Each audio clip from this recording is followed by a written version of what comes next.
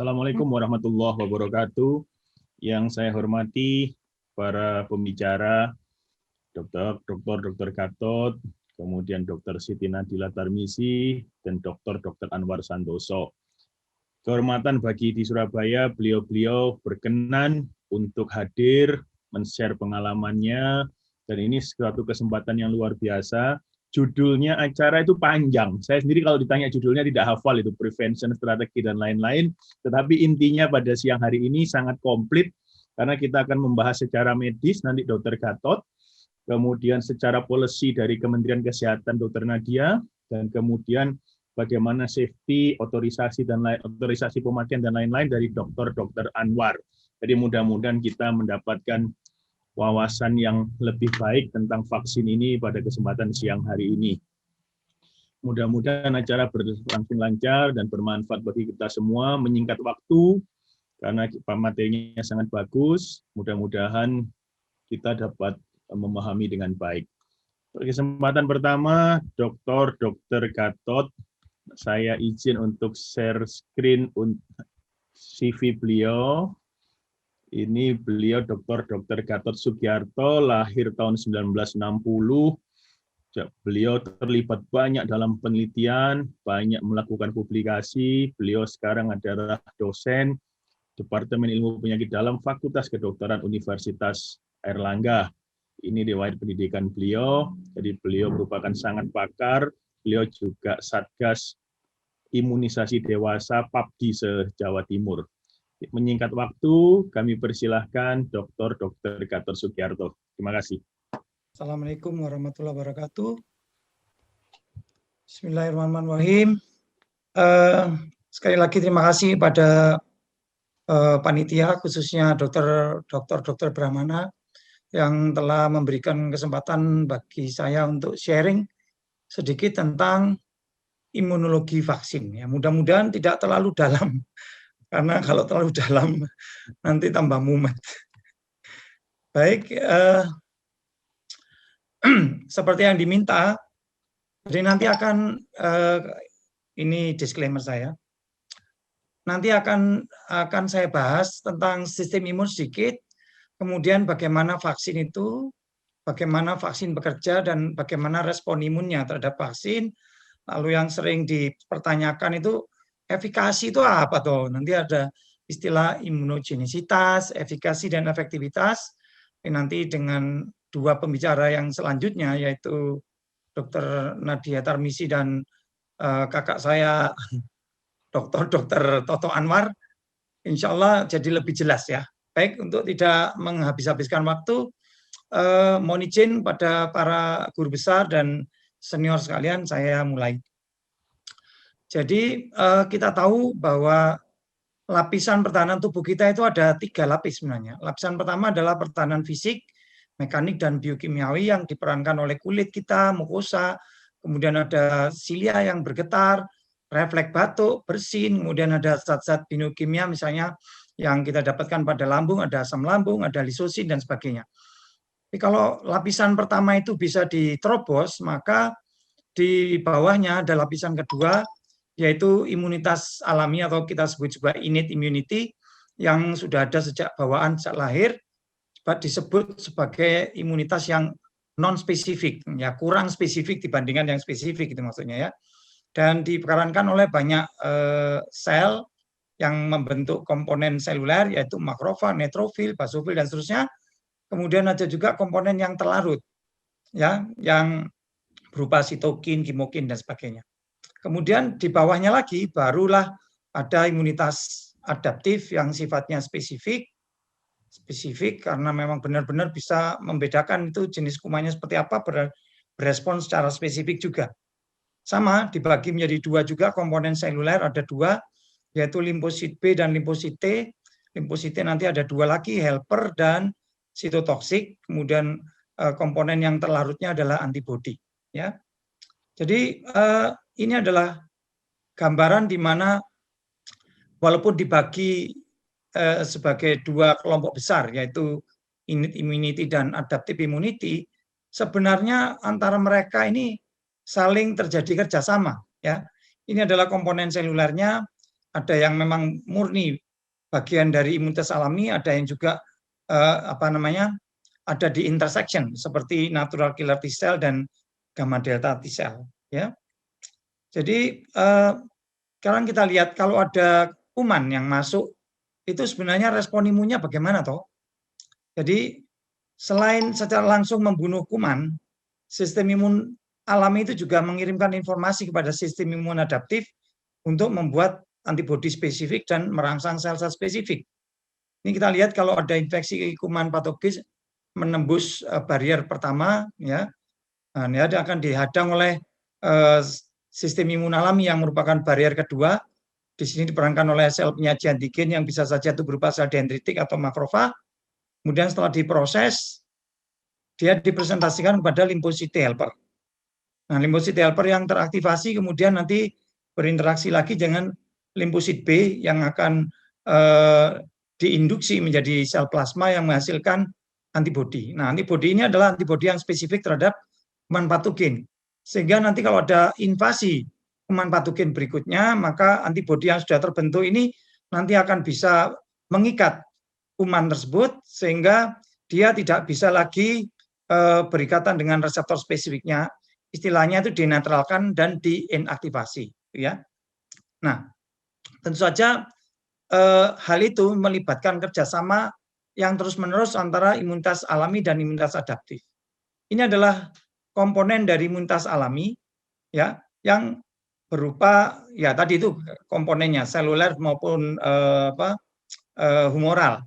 Tugasnya di sini adalah mengenali antigen, kemudian menetapkan bahwa itu antigen asing, kemudian menangkap antigennya, memproses antigen menjadi peptida, dan kemudian menyajikan peptida antigennya kepada limfosit T helper. Ya, partnernya adalah imunitas adaptif yang tugasnya adalah nanti membangkitkan respon T helper spesifik, limfosit T spesifik, kemudian merangsang pembentukan antibodi, respon antibodi yang juga spesifik, dan kelebihannya nanti adalah membentuk memori imunologis, sehingga kalau diserang lagi dia sudah punya memori kan, respon yang kedua lebih cepat dan lebih tinggi, ya. Jadi itu yang menunjukkan kerjasama antara imunitas alami dan adaptif. Ya. Sekarang ada beberapa istilah.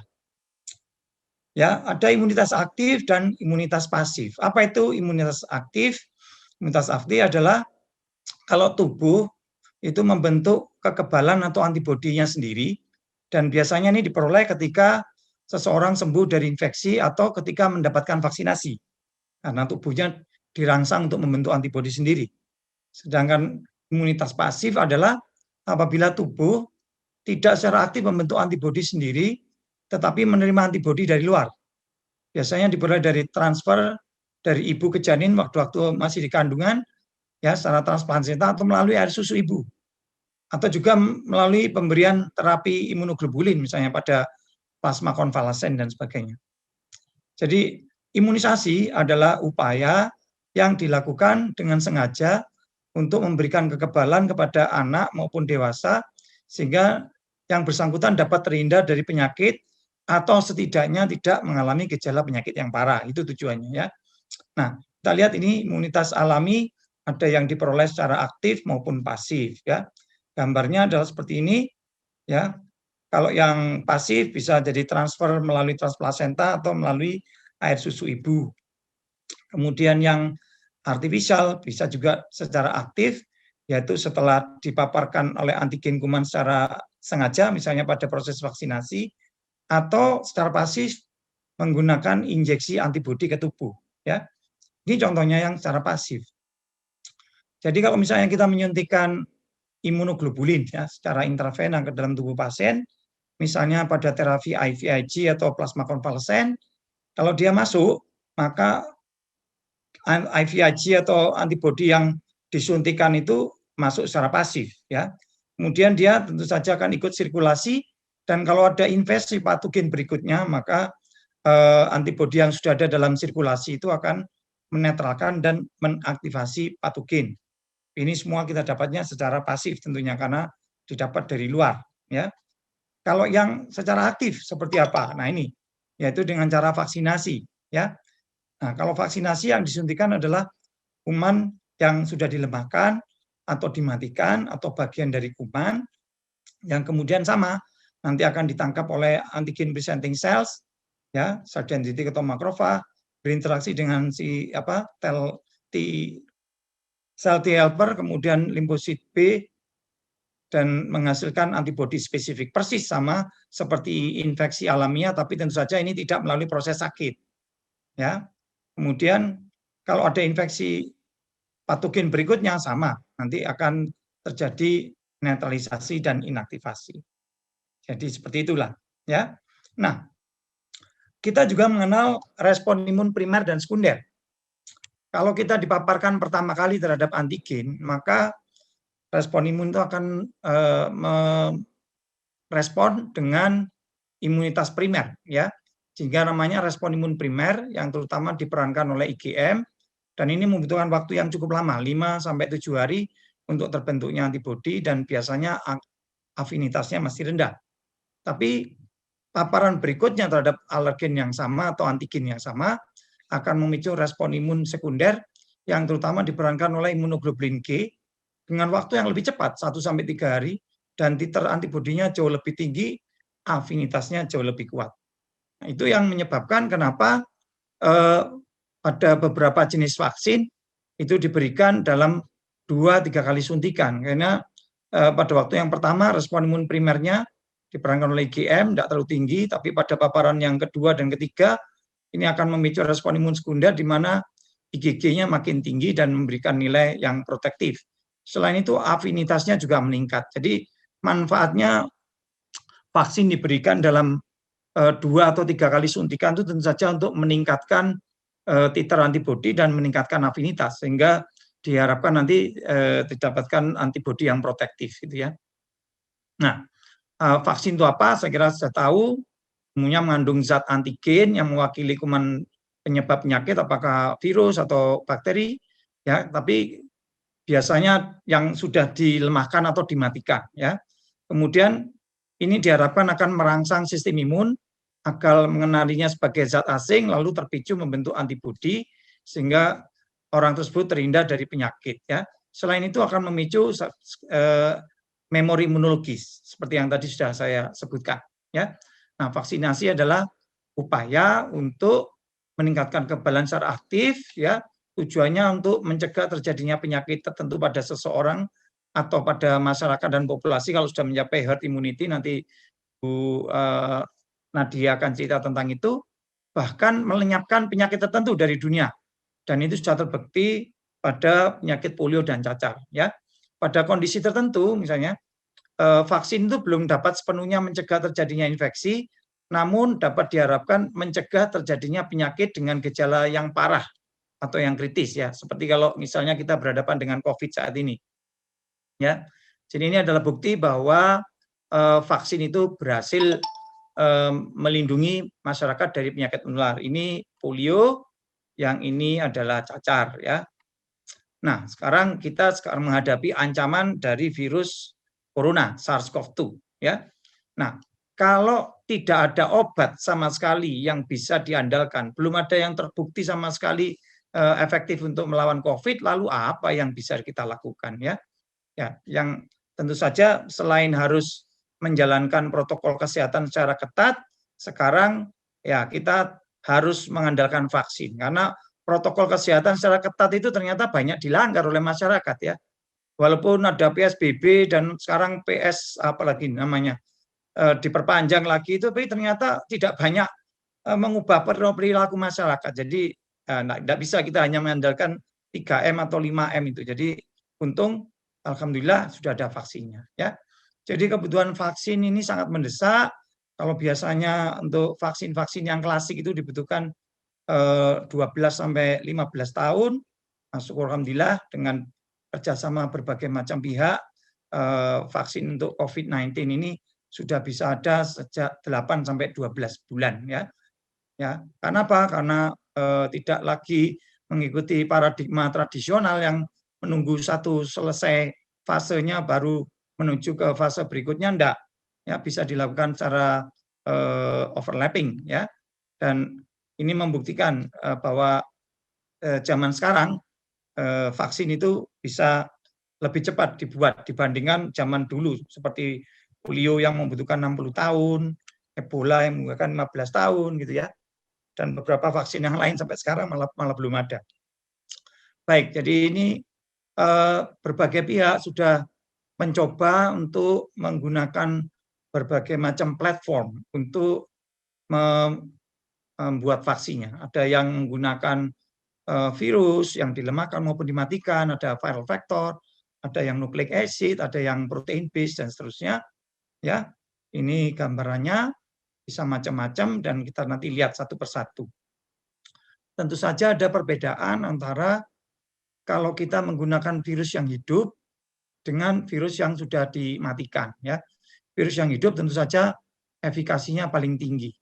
Ya, infeksi alamiah selalu memicu timbulnya kekebalan yang lebih bagus dibandingkan vaksinasi.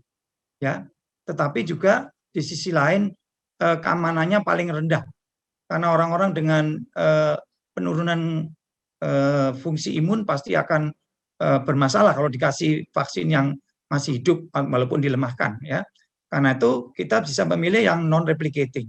Tetapi yang non replicating itu dari sisi safety memang meningkat, tapi dari sisi imunogenisitasnya kurang. Ya, jadi kalau gitu ada berbagai macam pilihan. Alih-alih menggunakan replicating yang tadi, maka kita bisa menggunakan yang non replicating berupa yang patogen yang sudah dimatikan atau subunitnya atau antigennya yang dimurnikan. Tentu saja tolerabilitasnya meningkat, tetapi imunogenisitasnya turun. Untuk mengatasi hal itu, maka ditambahkanlah adjuvan. Ya, bisa menggunakan adjuvan, bisa menggunakan juga konjugat, atau pada orang-orang tua perlu strategi khusus, misalnya dosisnya dinaikkan. Ya, seperti itu. Jadi vaksin apa aja yang nanti ada di Indonesia, kita sudah tahu ya, ada Sinovac yang sudah masuk, nanti disusul yang AstraZeneca, Moderna, Pfizer, Novavax yang sekarang masih uji klinis fase 3, dan tentu saja nanti buatannya Bio Farma yang bukan hanya mengolah vaksin buatan Sinovac, tapi juga vaksin merah putih. Ya, sekarang bagaimana vaksin bekerja? Yang ada di Indonesia sekarang adalah yang virus yang dimatikan. Ya, virusnya dimatikan dengan cara apa? Jadi dikasih bahan kimia, misalnya formaldehid atau dipanaskan, sehingga gennya sudah mati. Kalau gennya sudah mati, dia tidak akan bisa hidup, ya, sehingga aman. Jangan punya bayangan atau percaya berita hoax bahwa nanti kalau divaksin malah terinfeksi, gitu ya. Nggak mungkin itu. Jadi kalau ada misalnya Bupati mana Kebumen atau apa yang tadi dilaporkan bahwa beberapa hari setelah vaksin itu dia terkonfirmasi positif, itu kemungkinannya ada dua. Sebelum vaksin dia sudah tertular tapi dalam stadium presimptomatik, atau pada saat setelah divaksin beliau kendor menjalankan protokol kesehatannya sehingga akhirnya terpapar. Kenapa? Karena suntikan baru 1 kali apalagi beberapa hari, belum memicu antibodi yang protektif. Kadang kan membutuhkan waktu 7 hari setidaknya ya untuk membentuk antibodi. Jadi kalau virus yang sudah mati tidak mungkin akan bisa hidup dan menulari orang ya. Jadi virus ini setelah masuk dikenali sebagai zat asing, kemudian dilahap oleh antigen presenting cell, sel dendritik atau makrofag, dipecah-pecah menjadi peptida dan peptidanya dipresentasikan ke permukaan sel dan dikenali oleh sel imun lainnya, akhirnya memiculah dia respon imun. Nanti respon imunnya seperti apa lebih detailnya berikutnya ya. Kemudian ini vaksin yang belum datang tapi sudah ramai dibicarakan, ada yang jenisnya mRNA yang paling banyak ya. Kalau yang DNA ini tidak langsung diberikan karena ini tekniknya agak susah, membutuhkan teknik elektroforasi untuk melubangi membran sel, jadi agak sulit. Tapi yang kemudian sudah beredar nanti punyanya Pfizer maupun Moderna itu adalah mRNA vaksin ya. Dengan cara reverse genetik itu dibuat kode genetiknya menjadi mRNA yang menyandi protein spike virus ya. Kemudian supaya stabil, supaya tidak mudah dirusak karena RNA ini mudah dirusak, maka dia harus dibungkus dengan selubung nanopartikel ya berupa lipid sehingga tidak gampang rusak, dan kalau disuntikan nanti dia akan dengan mudah bergabung dengan dinding sel, kemudian nanti mRNA-nya keluar ke sitoplasma, ya, dan kemudian menyandi terbentuknya protein karena nanti akan bergabung dengan ribosom membentuk viral protein yaitu protein spike. Nah, spike-nya nanti dipresentasikan ke permukaan sel dan sama nanti akan merangsang respon imun gitu ya. Nah, ada beberapa masalah yang mungkin kalau sejawat baca orang-orang yang disuntik jenis vaksin mRNA ini ada yang mengalami reaksi alergi, itu mungkin disebabkan karena banyak di negara barat sana orang yang alergi terhadap polyethylene glycol yang digunakan sebagai bahan untuk membuat selubung lipidnya ini. Itu aja sih. Moderna ternyata juga semacam itu. Ya, jadi vaksin itu selalu ada plus minusnya. Bagaimana dengan yang satunya? Ya ini yang menggunakan viral vector ya. Yang paling banyak digunakan adalah adenovirus. Karena adenovirus juga seringkali menjadi penyebab kita menderita flu ya. Adenovirus, rhinovirus itu adalah virus-virus yang hari-hari menyerang kita, menyebabkan kita flu itu ya. Selain virus influenza tentunya. Nah, ini ada beberapa cara yang dipilih oleh beberapa pabrik. Jadi ada yang memilih tidak menggunakan adenovirus manusia karena khawatir kalau nanti menggunakan adenovirus manusia sebagai vektor dan orang itu dalam tubuhnya sudah ada antibodi terhadap adenovirus, maka vektornya nanti gagal mengantarkan material vaksinnya itu ke dalam sel gitu ya. Ya, karena itu ada beberapa teknik yang digunakan. Untuk yang punyanya AstraZeneca, dia menggunakan adenovirusnya punyanya simpanse, ya. Dan simpanse itu ternyata walaupun dekat dengan manusia, tapi dia spesies yang berbeda, sehingga adenovirus punyanya simpanse itu tidak bisa menyerang manusia, tidak bisa menulari manusia. Dan kita tentu saja belum pernah ketularan adenovirusnya simpanse, maka tidak ada antibodi yang terbentuk untuk vektornya, ya. Jadi nanti disisipkan genetiknya, ya ini juga belum pernah dipakai sebagai vaksin sebelumnya, tapi sudah sering digunakan untuk terapi gen ya.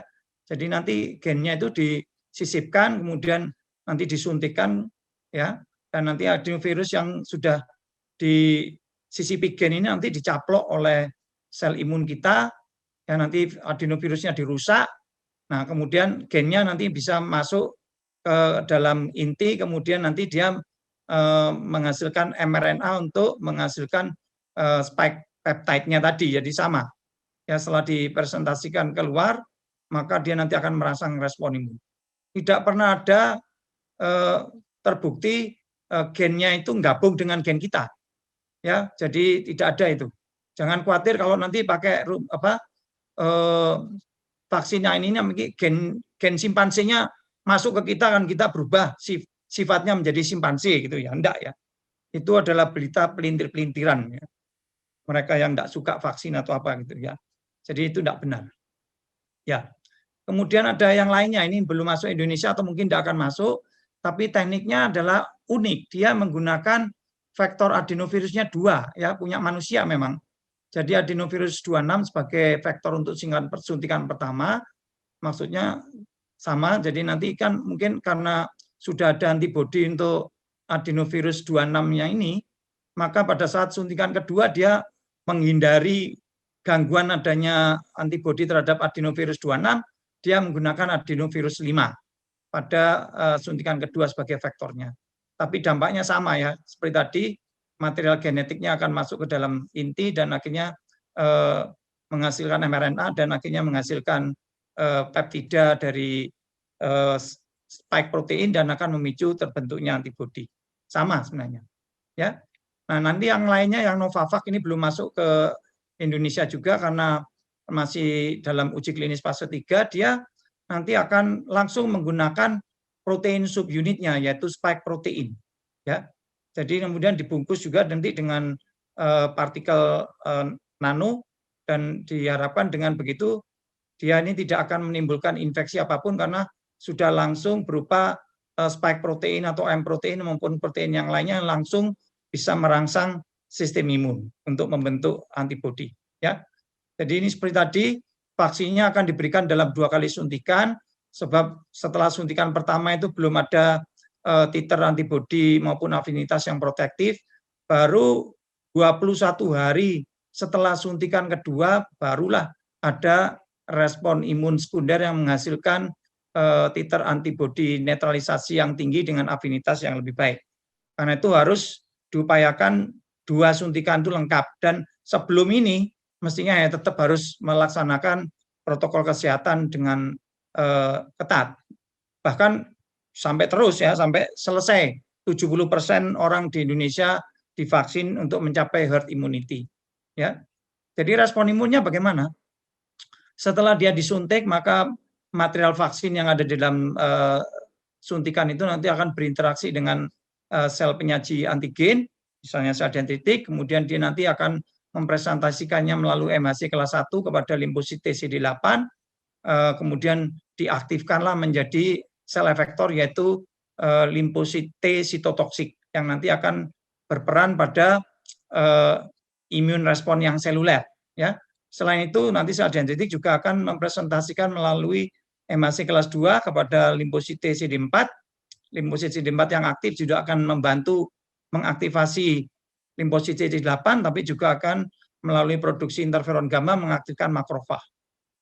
Limfosit CD4 juga berinteraksi dengan limfosit B, memicu limfosit B mengalami maturasi menjadi sel plasma yang menghasilkan antibodi, dan ini akan berperan pada imunitas humoral. Jadi dengan vaksinasi itu diharapkan ada 2 ini, cellular immune response, humoral immune response, ditambah bonusnya adalah makrofag aktivasi yang akan mendestruksikan antigen-antigen yang di fagositosis.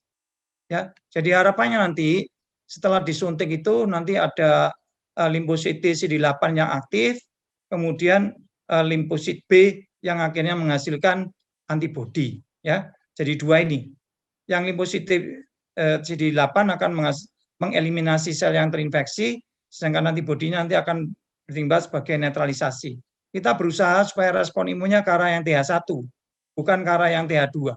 Kalau yang TH2 nanti malah terjadi inflamasi, malah terjadi hal-hal yang tidak dikehendaki, ya, yang mungkin akan terkait dengan KIPI dan sebagainya, mungkin ada kaitannya dengan ini. Jadi kalau sudah terbentuk antibodi, maka antibodi itu bisa macam-macam, presivitasi, agglutinasi, dan seterusnya. Prinsipnya membantu terjadinya fagositosis maupun terjadinya sel lisis. Ya. Jadi kalau virus SARS-CoV-2 itu tidak ada antibodinya, maka dia bisa berinteraksi menggunakan spike proteinnya, berinteraksi dengan reseptor spesifiknya, ya, ACE2, menimbulkan infeksi. Nah, tapi kalau dia ada antibodinya, maka dia bisa mengalami agregasi, ya, nggak bisa menginfeksi, atau mengalami netralisasi, sehingga dia tidak bisa berinteraksi dengan reseptornya. Ini bisa dicapai kalau titer antibodi netralisasinya tinggi. Kalau titer antibodi netralisasinya masih kurang, maka dia masih tetap bisa berinteraksi dengan reseptor. Atau misalnya menggunakan mekanisme lain, yaitu imunoglobulin G-nya nanti berikatan dengan Fc gamma reseptor, dan itu akan memudahkan uptake virus. Tapi di dalam nanti biasanya kalau ditangkap oleh sel-sel imun, maka juga akan didegradasi. Kecuali kalau virusnya pinter dan bisa meloloskan diri, tapi syukur alhamdulillah fenomena ini tidak kita dapatkan pada SARS-CoV-2 virus ini. Ya, jadi ini adalah berbagai perbandingan antara berbagai jenis vaksin. Saya tidak akan detail, ya, tapi ada beberapa keuntungannya. Yang misalnya Sinovac ini adalah platform yang sudah terbukti sejak lama, banyak digunakan untuk vaksin-vaksin lainnya, sangat aman dan imunitasnya cukup baik sebenarnya, ya. Ya, keuntungan yang lain adalah dia bisa digunakan dengan lemari es biasa. Sedangkan yang Pfizer maupun Moderna ini baru pertama kali dibuat untuk vaksin, ya. Kerugiannya dia perlu penyimpanan pada suhu khusus, ya. Seperti yang punyanya Pfizer itu minus 70 derajat Celcius, sedangkan yang untuk Moderna itu minus 20 derajat Celcius. Ini mempersulit untuk distribusi dan transportasinya. Ya, ya, ini nanti bisa dilihat sendiri. Kemudian apakah aman? Nah, tingkat keamanan itu merupakan hal yang paling penting ya pada uji preklinis, kemudian uji klinis fase 1, fase 2 itu yang dilihat adalah keamanannya dulu, baru efikasinya. Setelah itu baru nanti uji klinis fase 3 ya. Dan ini vaksin yang sudah beredar kita punya ini adalah Sinovac, namanya adalah CoronaVac ya.